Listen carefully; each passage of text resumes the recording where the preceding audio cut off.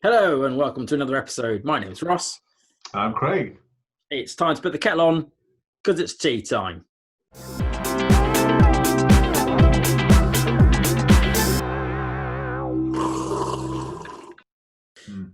Righto, in the news today, ladies and gentlemen, Nandos, they have vowed to never use chlorinated chicken. That's right. Even if we do import chickens washed in swimming pools into our supermarkets, Nandos will not be adding chlorine to their parameter. Good to know. Thanks. The parameter. What's a parameter? A periometer.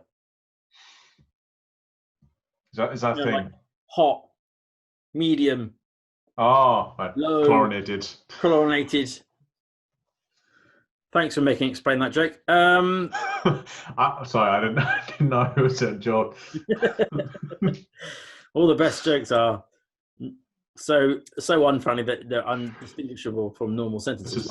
Anyway. Dad joke level, yeah. Cool. Good. Next news item we have is Boris getting back on his bike and encouraging all of us to do the same. So aside from the doctors now being able to prescribe cycling, that's right, they can prescribe cycling to the unjustifiably obese and the mendaciously agoraphobics. It also includes a multi-million fund to make bike-friendly low-traffic areas known as mini-Hollands, presumably without the red lights. Mini-Hollands. Mini-Hollands, yes. They're going to make little places where it's just bikes everywhere, as in it's like Holland in that there are certain parts where if you walk on 2 feet, there's a high probability you're going to get run over.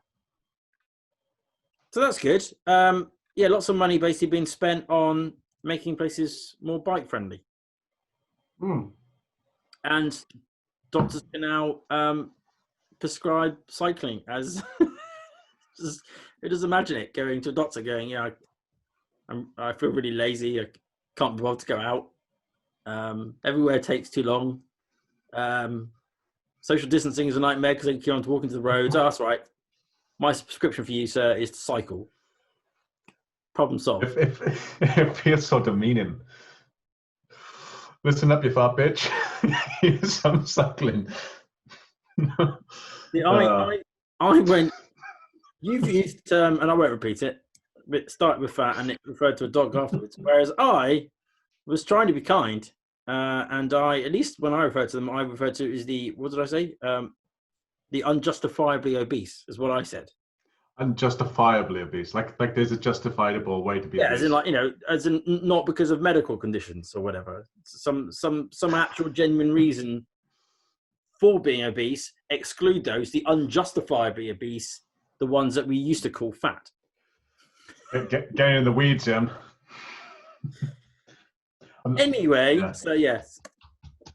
Next week's topic. Very hot on this. No, let's not talk about that just now. Right. So in the next, hopefully more safer article, Oliver Zipse, chairman of BMW, who took over in August last year and was the one that worked on BMW's electric Mini and seems to be a force of electrification, has this week announced that sustainability has now been embedded into their entire business model, from manufacturing to administration and sales. They have committed to reducing their manufacturing process emissions by 80%. They will launch 5 pure electric vehicles by the end of 2021 and additional models in the coming years, resulting in a portfolio of 25 EV models by the end of 2023. What do you think about that? Sounds pretty cool. I haven't really heard much of BMW, to be honest, so it's nice of them to get in on this. I mean, obviously they were quite early where they had the i8, that weird looking blue or gold. Do you remember the electric car they made? It was kind of one of the first ones on the market, to be honest. High end, very odd looking picture here. Sorry, you can't see it. And then they had the i3, which was that weird boxy shaped small thing. None of these ringing a bell? No. Okay. Well, they were quite early on, but then they didn't do anything after that. And then they had a sort of like a 508E or something, and the Mini in the last year. But again, yeah, no one's really heard much about them. But anyway, so they seem to be going all in. However, although it sounds very good, what they've actually basically said is like, oh yeah, no, seriously, we are serious. Yeah, we're all in now. We're selling new models. Well, we will be, we're putting some into production. No, actually, I mean launching. We're going to launch some next year, maybe a bit longer. Because that's the reality. Is that it sounds like a great announcement. We're going to have this by the end of 21 and this by the end of 23. Well, okay, but you haven't actually done anything yet. You've just said that you will, and you have to be careful these days because there's a lot of this going around with all the news that we seem to sort of give away each week. Is there's lots of people saying lots of stuff, not an awful lot of people doing stuff. Yes. I'm hopeful though, Craig. I'm hopeful. Hopefully they are telling the truth. Hopefully they're going to do it. I have tried to watch him to see what, who he is and that sort of thing. When he speaks English, he does sound like a hypnotherapist. So he's a bit difficult to listen to. But I like Oliver. I like Oliver. He seems like a nice guy. Cool. That's a nice segue into my piece of news. If you mind, let me squeeze in here. Please about do. Something we something we talked about a couple of weeks back, which is actually happening, is the pension fund, where they've started to diversify from fossil fuels. Remember we discussed that? Oh, yes, they're only going to invest in the renewable future. Yes, so it's the UK's biggest pension fund, billions of pounds, and it's starting to go ahead. As of today, it's been announced that they're starting to do it. They are starting to drop shares in fossil fuel companies. The biggest one probably is BHP, which is a big mining company out of iron ore. And they're going to get rid of all their shares in BHP by the 3rd of August, which is Monday. So that's really, really quick turnaround. So, yeah, great news. That's actually happening. Well, good. Thanks for the segue. You're very welcome. Right, so next one is more future hope news, unfortunately. John Lewis and Waitrose are increasing their commitments, otherwise known as words, towards a fleet of electric trucks. And if you're wondering why I continue to sound skeptical of anything happening anytime soon, the article starts with an artist's impression of the trucks. Oh. Perhaps more likely is that John Lewis also have plans to move forward with a bio-methane conversion of their 600-strong diesel fleet. And they are building a refueling station at their HQ in Bracknell. So it looks like that's more of a serious thing at this point in time. But either way, at least getting those diesel trucks off the road wouldn't be a bad thing. And then to put both BMW, John Lewis, and Waitrose into some sort of perspective, delivery service DPD, who deliver most of our Amazon boxes, haven't just hit their target of converting 500 of their vans to electric, which is 10% of their fleet. They're actually already over 700, and they are 5 months early. Nice. Feedback from their depots have been very good, so they've just gone ahead faster than they originally planned. So there you go. There you go, Waitrose. There you go, John Lewis. Jump into EVs. The water is good. Yes, hand for DPD. Yes, so well done them. And then I've only got the headline of it, but I got an article which I'll read through if you want me to. Is overhead electric cables for trucks and lorries. So do you remember we talked a while back about how the train fast train network was going to work, where they had overhead cables? Well, they're thinking of doing it for trucks and lorries too. Well, on like the motorway? Yeah. Doesn't sound sensible. No, doesn't sound sensible. It looks like it's a sort of an opposition to hydrogen, because then it sort of claims that it will pay for itself in 15 years, but that's going to go over budget. So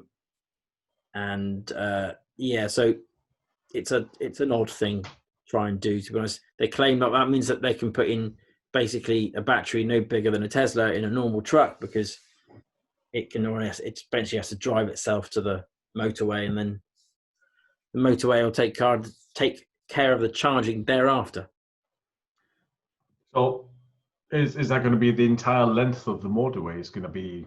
I think it'll probably be sections, if they do. Sections of the road where you can't, overtake and stuff. Okay. But I just we discussed last time, and I think the main point of the rail network, the negatives are obviously it's gone way over budget. They were trying to electrify the rail between London and Swansea. They stopped at Bristol because they're already twice over the budget, and they haven't got to Wales yet. But the fact that it's costing them £1 million per pylon, because they have to alter all the bridges they come across. On motorways, there's more bridges. It's going to be worse. You have to deal with the dynamic of the fact that the truck doesn't go on a track. Yeah. So you can't, it's not. It has to be a bit more flexible than. It's like a bumper car thing. Just going to have a little thing sticking up, just rub in some net. Yeah. That sounds horrendous. It's a horrifically terrible, awful idea, I think. That kind of sounds like, battery technology. Yeah, we can't figure that out. Let's put an entire electric net above all the trucks. Of course you do. I used to think hydrogen was a bad idea.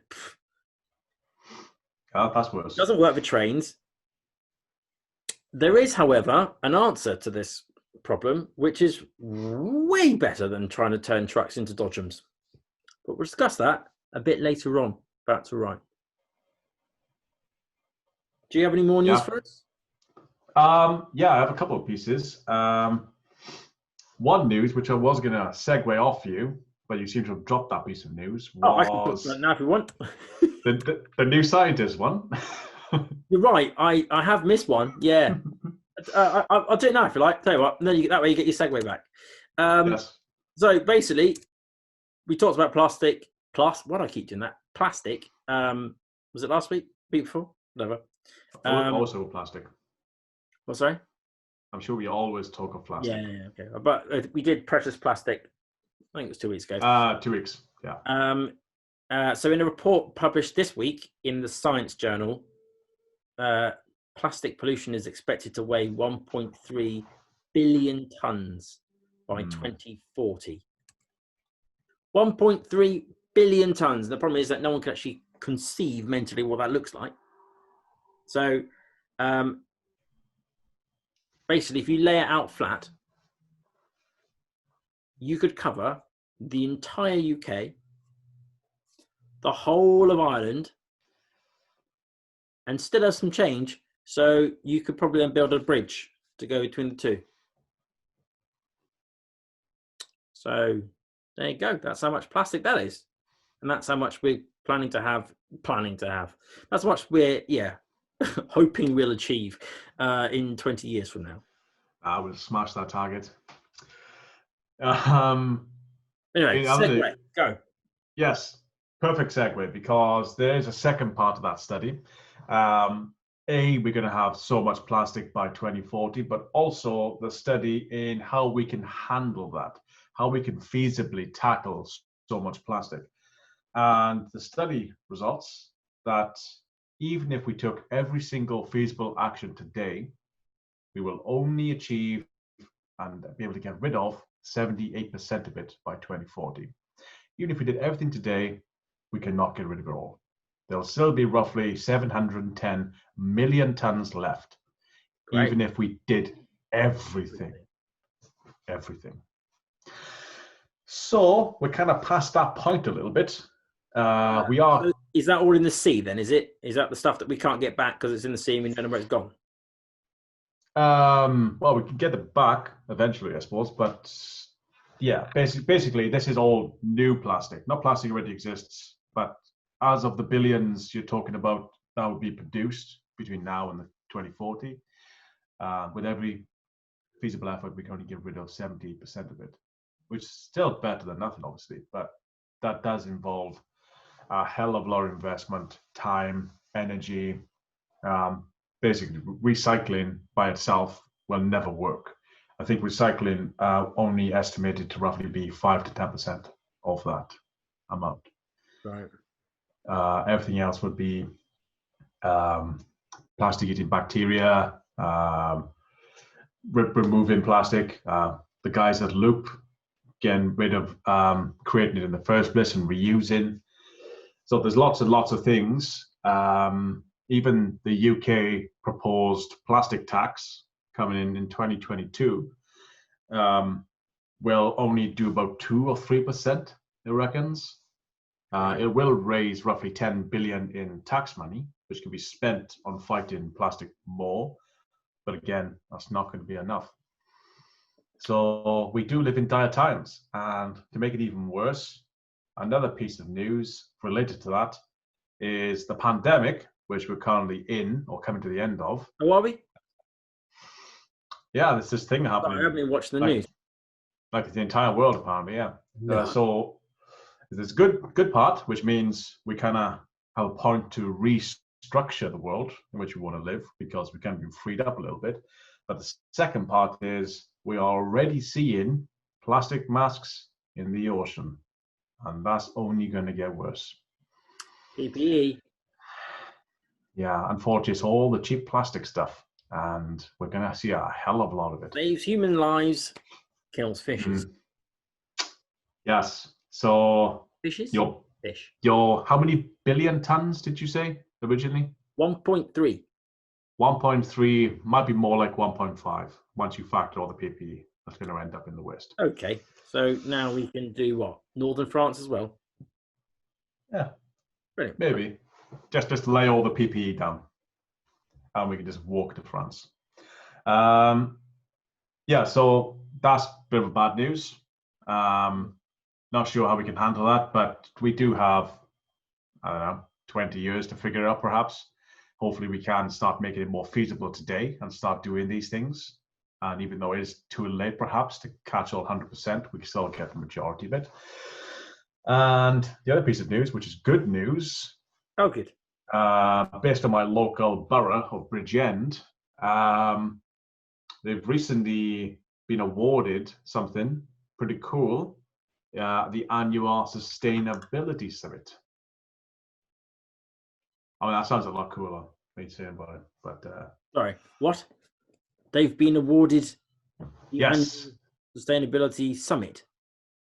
There's going to be an annual Sustainability Summit held in Bridgend. Oh, they've won the right to host it. Yes. Right. Every year from now on, there's only 3 places in the UK who have been awarded this. It is Bridgend, Bury in Manchester, and Newcastle. So these 3 places will each hold an annual sustainability summit. They will all have the ability to create a job role who is responsible for the climate emergency, who will work at the councils.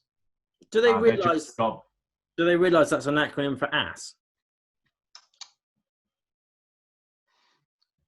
I didn't see that, but maybe they haven't either. Needs some marketing, but okay. Sorry, do carry on. Good point. Yeah. So the ASS will the ASS. ASS. The yearly ASS will start next year, hopefully. First of all, Bridgend have to find someone to run it. So that sounds like a good job. Yeah. Don't know. When the job's posted, maybe. Never know. I mean, I would. He meets a bugger. I mean, come and live in Bridgend. I mean, there's always Bury. Bury's probably your second closest. Live in Bridgend. Yeah. Okay. So it's part of the climate emergency response. The Welsh government classified the climate emergency as official emergency in 2019, and Bridgend has been awarded £215,000 to start the summit and find someone to run it. So I imagine half of that would probably be that person's wage, since I assume that's a hefty undertaking, because they would be entirely dedicated in the coordination of starting it, running it, and they've got to engage with the entire borough to make it successful. But it's just an event, right? It's just like people go and talk and have things on display, that sort of thing. It's an event. I think it's an event, but it's more of this is what we're doing. It's not the Olympics, but it's a big event. Yeah, I think it's going to be a big event. That's the idea. There's few details right now because Bridgend, Bury, and Newcastle are the first preliminaries. If it works, potentially all borough councils will get their own. It's more of what is Bridgend doing to be sustainable?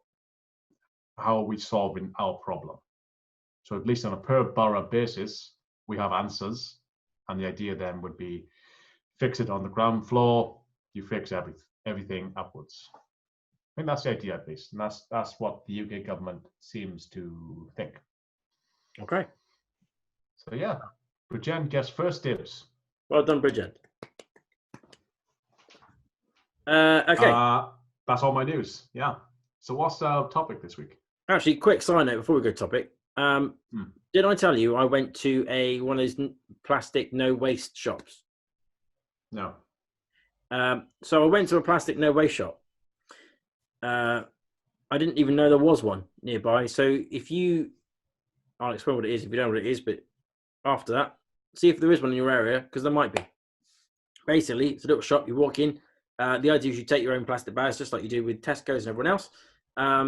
And all the stuff they sell is in like mason jars and other little dispensers thingies, and basically you take your own packages in your own jars, and then you fill up your stuff and then you take it home. But it's basically a whole store. So rather than it being just the cereal section in Waitrose or whatever it is, it's got as much as they can have. It's a bit limiting still. There's no fruit and there's no vegetables and that sort of thing, which would be make it. If it had that, then apparently they did try it, but Yeovil just wasn't ready for it. So, which is why I'm trying to encourage people to try it, because if other areas do it, then to be able to go to a store where it's got fruit and veg and cereals and nuts and pastas and stuff like that, and you generally could walk in and walk out with a meal for tonight. Interestingly, have you ever made a curry properly? Like with spices and everything? Yeah. So in a curry house, they have like a base mix, and then they put it in the pan, and then they go and they get each of the different spices that they need for that particular curry, and then that's how they make the curry, right? And then they have the chicken afterwards.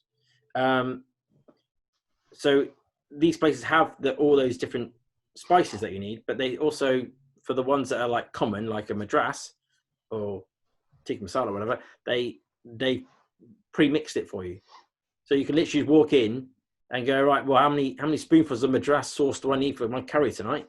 And then walk out with a little jar with your curry in. Add the other ingredients, job done. Beautiful. That's pretty cool. So yeah. So then there's one near you. So there's one in Yeovil, which is where I currently live. I would say currently live, like I'm planning on moving tomorrow. Which surely you're moving to Bridgend now. Well, indeed. Just need to apply for the job first. But yeah, so if you haven't checked, haven't looked, look one up and then just pop along like I did and see what you can make. You might be limited at first. The more people do it, the more they'll have, presumably. So people like me thinking of this now, I've never heard of these things. Yeah. How do you find them? You're just gonna have to Google it, I'm afraid. Zero waste would be the thing I'd start with. Zero waste shop near me would be the old classic. Let Google do the rest of the work for you. Okay. I mean, hypothetically, I suppose it depends on what you want. All supermarkets are zero waste, no? As in, I could walk in now with my own Tesco bag and I can put a bunch of oranges in. Well, yeah, but even half the time the oranges come in nettings and stuff. Yes, certainly you can buy some things loose for fruit and veg. So you can do that, but it's the other stuff. The pastas always come in a plastic packet. Yeah, fair enough. You're going to get a plastic packaging for your nuts. You're going to get plastic packaging for most things. Yes. And these shops are safe during COVID? They're all... This one was very well laid out in terms of how it's supposed to work. Had its little lines and stuff, and you had to stand at the door and wait to come in. And obviously, you bring your own packaging, so you don't have to worry about them giving you anything and touching it for that sort of stuff. So, but yeah, it was fine. It was well managed. In my particular one, can't speak to the one in your local area though, can I? I suppose like it'd be a like edge case of I just filled a bag full of walnuts. I can't afford walnuts. I didn't realize they're so expensive. Now what happens? They're not going to put them back in the walnut dispenser. That kind of feels like that's going straight in the bin. To do that. I don't know whether it's like if you touch it, you buy it. Maybe they should. Do this time, perhaps. They also had plenty of hand sanitizer as well. So. Okay. But the other thing that they were doing during the main virus thing is they had loads of bags at the back which had people's names on it, and inside those bags were other jars and other plastic bags. And basically, people were calling in with their orders, and they were filling up the shop with their order and then delivering it to them. I think. So, oh, that's cool. That's cool. Very good of them. I don't know. I don't think they're still doing it now. But yeah, and if one of these shops gets enough traction, maybe. That sort of thing you can have and deliver it to your door without any packaging. That'd be nice. Right, on to the main topic of the day. As soon as I came across that article about overhead electric cables, and it made me angry, I decided to look into the ultimate, easiest way that one would expect to charge your electric vehicle should you have one. And that is, of course, to do nothing at all. To be able to park your car in your driveway and then do nothing else. Just get out of the car. Or to, as you're driving down a road, for the battery just to charge miraculously out of thin air. And this would be done through wireless charging. So, wireless charging. How does it work? Let me explain. Right, so you've ever seen a bar magnet? A bar magnet, as in a little... A bar, north, one side, south, bar magnet. A bar magnet produces a magnetic field around it. And Mr. Michael Faraday, you may have heard of him, originally discovered that if you move that magnet towards a coil, the change in the magnetic field around it will momentarily produce a current in the second coil. With me so far? Yes. So, now if you swap that bar magnet for another coil and you run electric current through it, you've created an electromagnet, which, like a bar magnet, also has a magnetic field. So what you now have is two coils with an ability to transfer electric current from one to the other via a magnetic field. Still with me?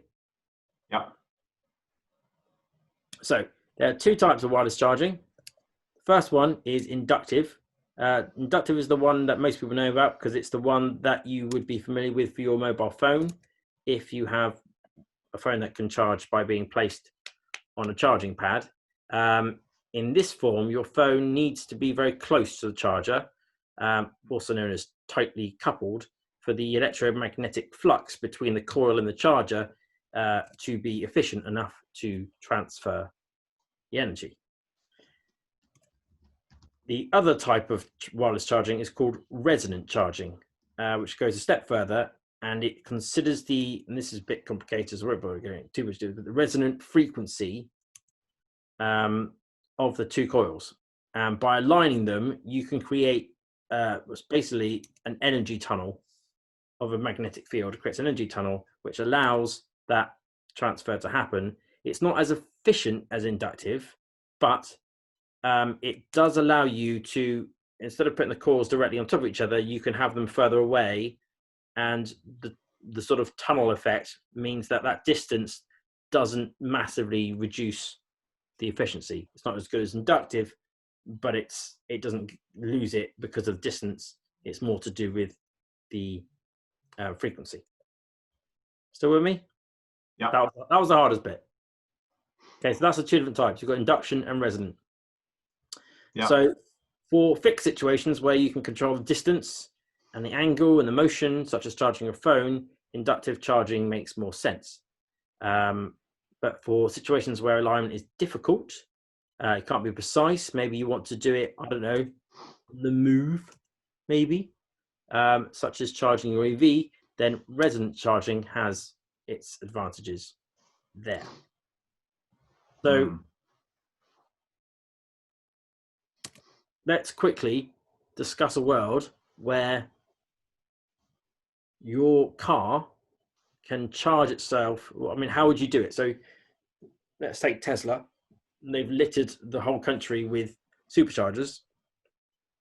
But the problem with superchargers is that obviously they're quite costly to set up. And it allows people to, in that general area within 50 miles or so, to think actually, okay, that there is now a Tesla supercharger not that far from me, so that if I do go on a long distance trip, I've got a way of supercharging. But then there's like a point when now there are too many people that have decided that they can buy cars because of supercharger, and now you can't get to you have to queue the supercharger. And they're always stuck between that balance of there isn't enough chargers here to now to even start. You can't even buy one, and then there is superchargers. Now there's too many, and now we're having to queue. So then you have to make more of them. So it's a bit of a weird, narrow window of everyone being happy. So for me, the future has to be some form of wireless charging. Because then if I put it down the middle of the motorway, for example, then you could, if that's your main thing to work and you drive off your little side streets from your house, you get on the motorway, your car charges up for the 80% of your journey to the work, you get off the other end, you never worry about your car charging ever. Unless you go off-road for like 200 miles, which is unlikely. That makes sense. So you'd have induction in parking spaces and resonance on motorways. What's that? And resonance on motorways. Yeah. And you could have it, they're installing them into lampposts and things where you could, it's expensive to dig up the road and put a wireless pad in there in its place, but you could do that if you wanted to, so that you could have special parking spaces that can charge automatically. Or you can just put it in a special multi-story car park or whatever. But there's a lot more options then. Yeah, what's the safety on these things? Are they safe? No, you get fried. Yeah. Is it like a railway line where they have low level electricity and like, I don't know, how do these things work? Supposedly they are. There was there's a guy, if I can find his name, YouTuber. Oh yeah, that's it. A guy called Matt Farrell. His channel's called Undecided, and he did one with a company which I'll mention in a bit, where they basically he put it so that it went through him, basically. So he wasn't worried, which doesn't mean it's not safe. He could be stupid, but it would seem that no, it's not an issue. It depends on I think it depends on the frequency that it runs. There's a possible connection as to whether or not it interferes with radio signals and things like that, but yeah, I was going to say the same. So based on the frequency, because that's how like X-rays and transformers, pylons, they have a certain frequency already, and they do produce electromagnetic waves. Yes. Well, it's the same type. I imagine it's similar at least. They are not harmful, but they can be harmful in high doses. For example, if you are susceptible and you live very close to a pylon, like very close, Yes. you might get headaches. Yeah. So if you live near a motorway, or if you're a truck driver who is driving down this way all the time, you may get affected by them because it affects people differently. So they normally have a limit. Is it even the resonance ones have a maximum distance, at which point it becomes silly. So presumably they can work out the right level of frequency such that it's strong enough between the road and the bottom of the car, but weak enough to not then go further into the car. It's probably just get a balance, getting that right, to sitting in the cab.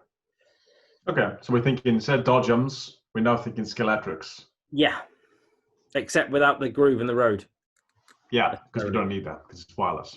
You could put it under. You could put it under the road if you wanted to, but then obviously then you've got the issue of digging it up and stuff. But yes, or as you said, don't put it in the road. I mean, you could put it. You could just put it at the red lights, can you? If you're unfortunate enough to be the one that gets stuck by the red light, don't worry. At least you got a bit of juice while you wait. So yeah, for the first car though. I mean, I think motorways make sense because if you're driving efficiently, you are using less power effectively on a motorway. Yeah, so unless you have a green lane, which has been announced before as a potential advantage of being an electric car user, that you would get your own lane on a motorway. So if that lane was also charging your car, win-win.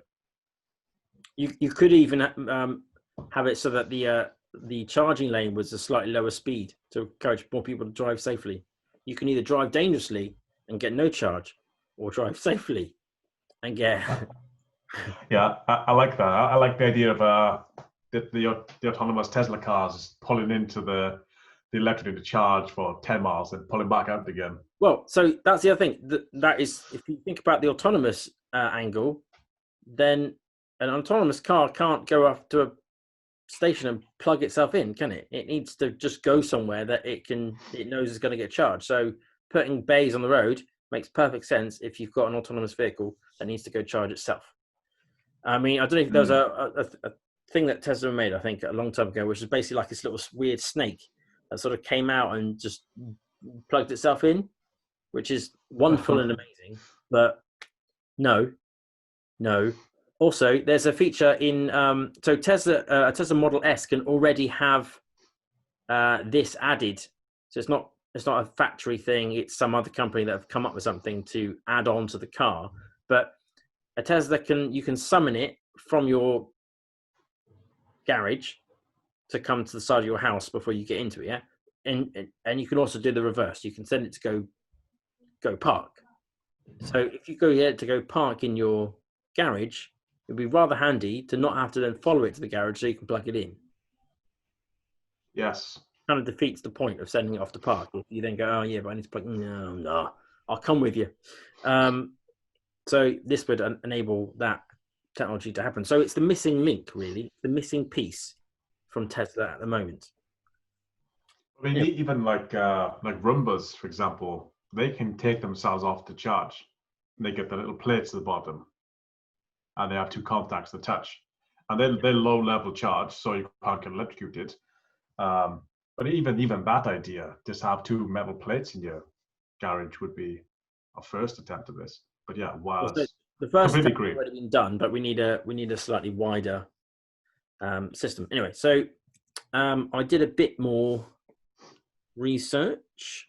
There are a few companies that are working on this and similar technology, and there was quite a few startups, or there were startups, not so much anymore. But so the first one is Ossia, who use targeted radio frequency waves to wirelessly charge up to 30 feet. That's pretty cool. 30 feet is quite far. It's got no cables, doesn't even have a pad. Right? 30 feet's a very long way, yeah. Yeah. But today, they've announced, actual news today, they've announced a partnership with a Toyota Group company subsidiary, which is Toyota, some other word, which isn't English, which is loosely announced to involve wireless power for automotive, smart cities, and consumer applications. That's from essentially Toyota. So I don't, presumably, one of the things they're looking at is either charging the car, which is what it suggested, or it's for charging things within the car. But yeah, that's all we know. Another company called Momentum Dynamics last month announced to be supplying a 300 kilowatt wireless charging system for 10 battery electric buses in the US. And then also earlier this month, a partnership with Jaguar Land Rover and a Nordic taxi company to provide high-powered wireless charging for their taxi network. So that's what they're doing. Then there was another company, which is kind of almost the most interesting one, because it was a company called Pi Charging, who won $12 million of funding in 2017, rebranded as Spansive, and then they disappeared. Can't find any other news about them since then. Quiet. Their technology is, all we know about it is that it can charge multiple devices at a time. That's pretty cool. So it seems to be using the resonance one, not the induction one. Maybe they've been bought up by someone. Don't know. So there's that one, and then there's I mentioned Matt Farrell earlier on in his YouTube channel, Undecided.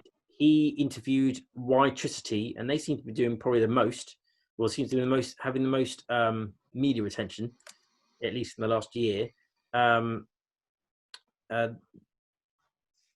They are basically so that video includes a demo of how their technology works, and he's got like a pad, and then he's got a light, and then it doesn't matter where he puts the light, it's still on.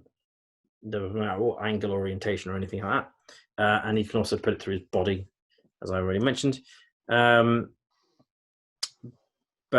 in an article published last month by Business Wire, they reported that Waitricity is working closely with China automakers, with their technology being the foundation of a Chinese national standard.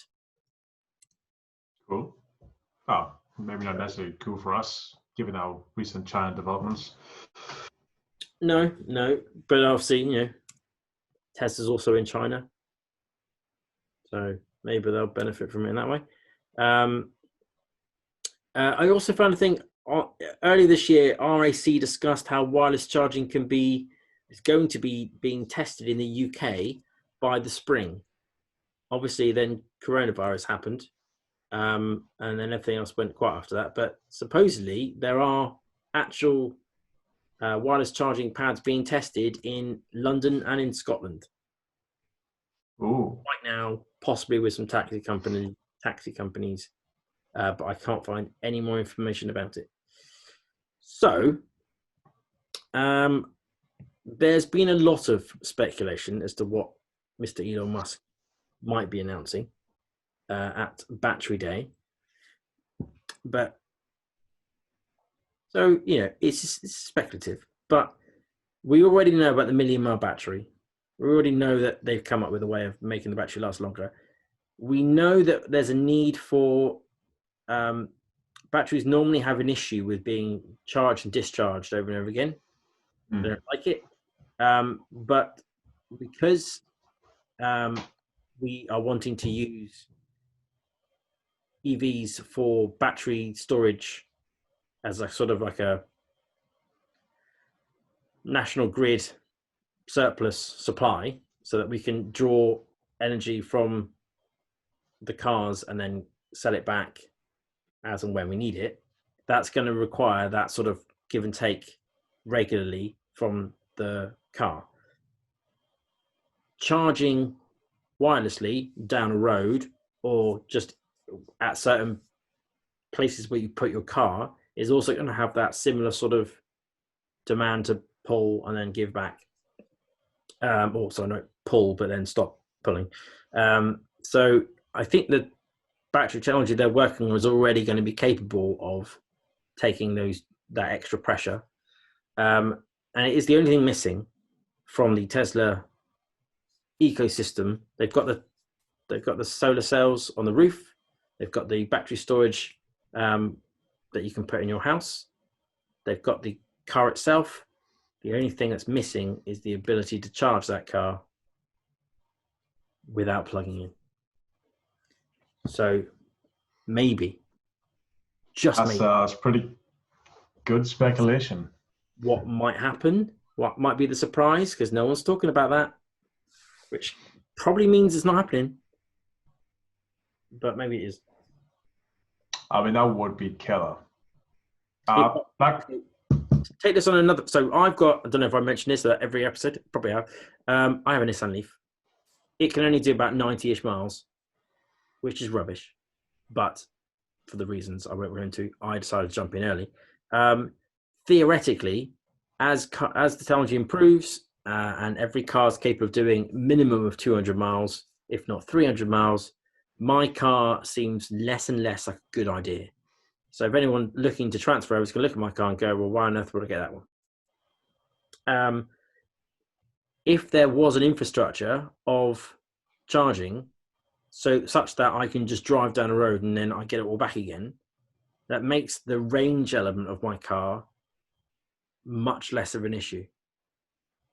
Potentially, the introduction of that would help the value of my car not plummet off a cliff, because you won't really care. You just need enough to get between one charging location and another, which is currently the situation now. But you have to stop now. If you can keep moving and still charge, then massive game changer. Yeah. My Nissan Leaf isn't so crap anymore. That would be amazing. And it kind of goes back to what we were discussing before of what happens when we're all electric cars. How does road tax work? Right now, it's based on emissions, so that's not going to be an issue. But yeah, like Tesla, who has the ability to charge per use of charging, could you basically be spending cash while driving down a motorway charging your car? And is that the new road tax? Potentially. That could be pretty cool. The more you use the roads, it'll be there clear as day. Could you be charging your car and paying back? Yeah, maybe. Certainly the big roads anyway. There's no point in them putting it on the B3286. Yeah, they're different anyway, because I think the smaller roads are the responsibility of the borough that you're in. Yeah, it's exactly. the motorways are responsibility of the transport. Yeah. I mean, for me, I like that. Makes sense. That's good. That's good. You'll be doing micropayments. It will be the equivalent. It solves that problem too. So if Tesla aren't going to announce their battery day, then it's coming. He did an interview with do you know Stephen Colbert? Yeah. Before he did the Late Show, he did the Colbert Report. And I think it ended a couple of years ago now. Elon Musk went on that, and Stephen Colbert said to him, well, Elon Musk asked him what he would like, because he's talking about how he's doing, you're doing rockets, you're doing these new cars, you're doing all this stuff. What are you going to do next? And he turned around and said, well, what do you wish that we could have? And he said he didn't like the keyboard and mouse. He wants to get rid of that. He wanted to have a relationship with his computer. Some people already do. And the other thing he said is he didn't want any more cables anymore. To which Elon sort of joked about it a little bit and then said, yeah, okay, we'll do that. So maybe he did. He is prone to saying he'll do things and then he does them. I mean, this one was live on a talk show, so maybe not. I mean, it makes sense in the grand picture of things. You want to get to Mars, you'll be a hell of a lot easier if you're not carrying tons of cable. There you go. Yeah, good shout. I don't know whether we could do. It might increase our viewing count if we have heard it here first. So if I'm right, I'm so not shutting up about this. Yeah, if you heard you first and you believe, yeah, get in Tesla now. When's battery day? September. Bit of a time. Yeah. Yeah. He wanted to show that he's particularly waiting for people to be able to go there physically. So whenever he wants to show people, he wants to show them there so he can see it. I don't know, maybe it's less impressive to show driving over a pad unless you're there. Sounds like a good idea. So in September, we're hoping for the fact that they've developed some sort of resonance charging ability that can fit into roads, and B, they're coming to the UK first, and they're going to convert all our roads. Yeah, that'd be nice. Yeah, It's not a gigafactory; it's converting our roads. A little wishful thinking, but yeah. Why would they start with our roads when they could, when they've got the whole of America to do first? They got loads of roads. We're smaller. Yeah, but they have way more EVs than we do. They do. So. If we had electric roads, that number would change quickly. Well, yeah. Especially if it was a green lane that petrol cars and diesel cars are not allowed in. Yeah. And I could sell my Nissan Leaf to my mum because then it would be okay. She could use it. Yeah. All she needs is a electric charging bay thing at her local bowls club, and we should be good. How do you explain it to your mother? So don't forget, just at least once a week, just jump onto the M4 or the M5, just for an hour. Yeah, that's not right. Why is that? Oh, no. I'm just going to charge the car for you. It's going to have to be, okay, Mum, you need to park in one of the pink bays at Tesco, okay? Yeah, the pink ones are the ones that charge your car, all right? What do I do if it's full? I don't know, Mum, come back later. So, yeah. We just need the technology in place so then people can have them fitted to their driveways and garages and things. Yeah. So I've seen that IKEA have started doing the induction technology in lamps and stuff. I haven't seen too much resonance stuff. Is it because it's more difficult, I assume? Yeah, it's not as efficient. So I think it's something like it's 60% or something efficient for induction and more like 30-40% for resonance. Obviously people are working on that, but I think that's the basic version of it, has that sort of thing. But the difference between induction is that if you move it slightly farther away, your 60 goes to like very little very quickly, whereas with resonance your 40 goes to 30 if you move it far away. Actually, just thinking about it, I mean, it completely makes sense if Elon Musk and Tesla were to announce wireless electricity, because that's exactly what Nikola Tesla was famed for. The unit of try and get this right. The unit of magnetic strength, the magnetic field strength, I think, is what is called a Tesla, named after him because he figured it out. And needs to happen. I mean, it's literally Nikola Tesla's technology reborn in a slightly different package, but ultimately still the same thing. Yes, and he started with the cars first because starting with the roads would have been bankruptcy. Perfect plan, makes sense. Again, he doesn't need to. All he needs to do is come up with the technology in the car and then help work out the standards for other companies to then build it into the roads, so that all the other EV manufacturers can do the same thing. Because that would be key, unfortunately. Because if you have a different standard, blech. Yeah, and now even at the beginning of this, we were discussing the mesh cable for trucks. Yes. And that idea sounds even more silly now. Oh, I know. Exactly. Why would you do that? That could never happen. If anyone sees that happening, that needs to be shut down immediately. Anyone mentions that. The correct way, don't just make it more expensive by knocking it down yourself. Oh, hang on now. Someone said it before with the 5G things, and people actually did it. So well, maybe don't suggest that. Well, I was trying to say not to do it, but yes, okay. By saying not to do it, I also suggested it. My bad. Yeah, it makes much more sense. But then again, let's go back to the train idea. We talked about whether or not we could do something similar for that. So you put resonance underneath the train in the platform where you know where it is. It charges up on the platform. You have some sort of powered rail so that it can launch itself from the station, and then you just need to put in some resonance charges every mile or something. Just another little boost.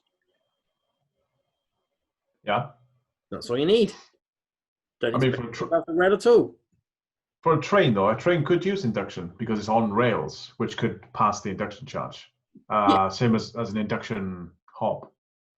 Yeah, but I'm saying you wouldn't need to necessarily do it down the whole track, because you could have it they're stationary at the platform, and also if you power that rail and they're able to use that power on the rail to launch, as with trains, the vast majority of their energy is used starting, because of how trains work, such that they probably wouldn't need a resonance charger more than, you wouldn't need to have it for the whole track. Once at every a section every mile or whatever would probably be enough to get them to the next platform.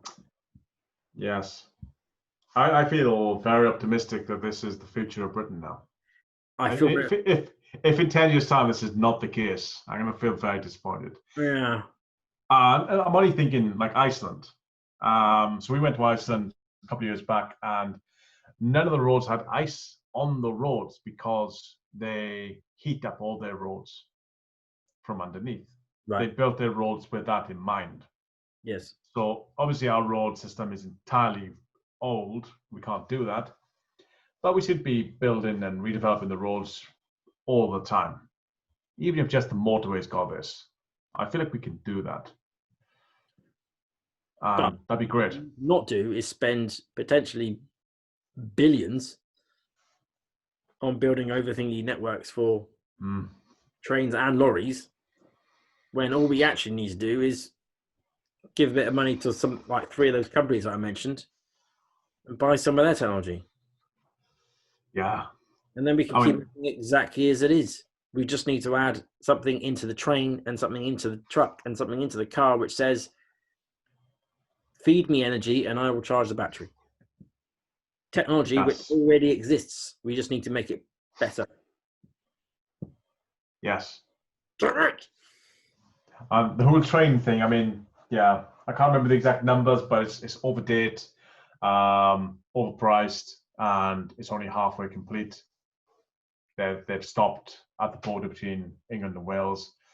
It's not going to proceed. It sounds like an absolute waste of money. Yeah. I suppose maybe resonance charging will be the same. Maybe we'll start converting roads, and all of a sudden we invent this new standard. It's like, dude, why don't you just like shoot lightning from space? Oh yeah, of course. Well, maybe. But more likely, it's like with battery technology, we'll just make the batteries better and we'll make the charging method better. And okay, so you might have to change. If you've got your battery, if you make it modular, you've got your battery technology and you've got your charging capability, then okay, fine. If they find a way of making the charger to the rail or the thing underneath the rail, the resonance charging way better, and they find them to do that, then they could just swap out those two things, replace it with new ones, charge the same battery as they had before. Or they find a better battery technology, they just swap out the battery and charge it the same way that they had before. So as long as you make it modular and you think about what the hell you're doing, then it's possible to upgrade these things in time. Sure, if you come up with a wholly different method which draws lightning from space, then yeah, okay, fine, you have to rethink. But that would be cool. Musk must be thinking about that. But modules cannot be the answer, can it? No. That's like the furthest way possible.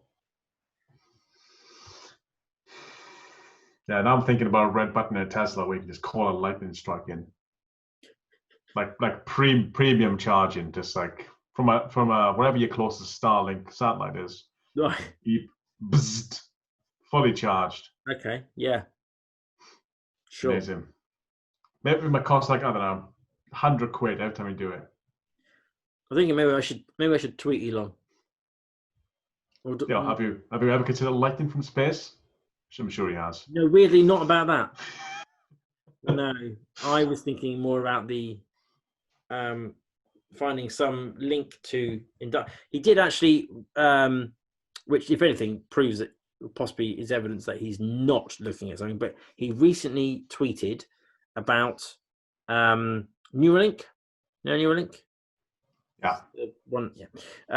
For those who don't know, it's basically connecting your brain directly to some sort of device.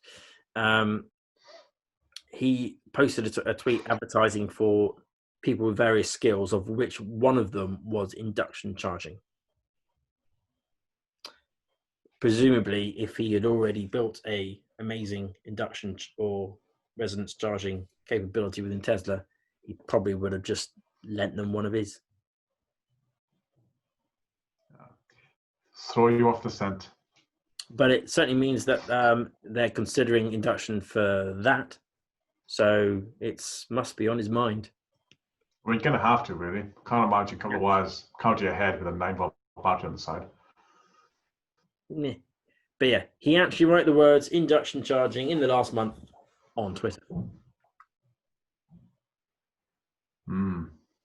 Oh, I do love to speculate. It's good fun. Everyone else does. So look at me. Yeah, it's safe to speculate. I think it's a really good speculation, and I hope it's true. Mm. And if you have a phone, it can't charge. It has to be plugged in, like mine does. Yours has wireless, doesn't it? I got the same phone as you. Oh, you do, don't you? I thought you upgraded it. But we can buy induction mats that plug into the USB-C as part of the case and do it. So we both have the original Google Pixel, don't we? Yes. I think it was Pixel 3 that added it in. But yeah, if you didn't realize that phones could do that, they can. The newer ones, you could just place them on a pad and then they charge all by themselves. Which, if you've got a dodgy connection like I do, it's probably very helpful. I've always been thinking with them because they seem a lot slower. Like I mentioned, IKEA started doing them in lamps. And you can buy the little induction pads to put in any of their furniture, like sofas and stuff. Yeah. So it seems like a cool thing, but it kind of feels like they need to be better first. Yeah, but then I guess the idea is that it's right. Yes, I can charge my phone next to me, but I have to remember to do that. And then if I want to use the phone, sometimes the cable falls out when I do something, and then whatever. But if it's just there's a place on your desk, there's a place by your bed, then okay, yeah, it's not getting as much power in the amount of time frame, but it's getting constantly. So it doesn't. Same theory as I'm trying to propose for cars, that you just don't really think about it. It's only if you go a long way off the beaten track that you would ever consider whether actually do I have enough charge to do this. Yeah, I think the resonance way makes sense as well. But everyone's house these days is masked with Wi-Fi signals from a router. If that could deliver internet and charge devices, that would be magic. Well, that's that company does it from 30 feet. That's what it is. And can you go through solid surfaces like Wi-Fi? I don't know. I mean, if you could mask your house in the same way like Wi-Fi mesh works, it's higher frequency, I believe, but smaller radius, so you get a lot more bang for buck. That charging devices too would be absolutely amazing. Well, the device is, it's come from a company called Ossia. So that's what you would need to look up. Yeah, Ossia. Ossia's wireless power technology. Cool. Links in the description. Is now. So that's my topic for the day. It was wireless charging, and hopefully you've learnt how that works and how that's quite possibly the future of EV charging and the saviour, bringing people to EVs. I very much hope it is. With that, thanks very much for watching. Think, educate, act, and we'll see you next time. Bye-bye.